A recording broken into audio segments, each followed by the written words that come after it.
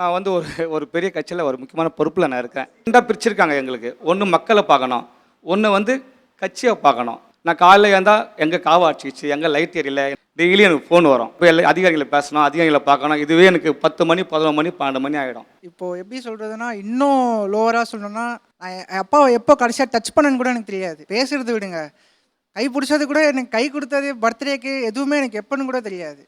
So அவ்வளோ டிஸ்டன்ஸில் இருக்கும். தேர்ட் பர்சன் பார்க்குற மாதிரி தான், அப்படி தான் பார்த்துட்ருக்கோம். ஒரு அப்பாவாக எல்லா நீட்ஸ் எல்லாம் பண்ணுறாரு. எது தேவையோ அதுக்கு தேவைக்கு அப்பாற்பட்டதே எல்லாமே பண்ணுறாரு.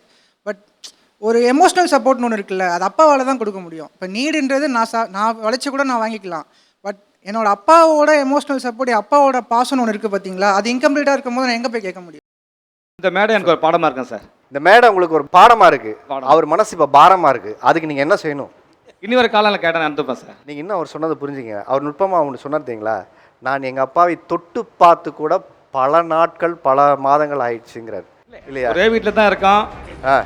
புரியுங்களா? உங்கள் பையனுக்கு போய் ஒரு ஹக் கொடுங்க.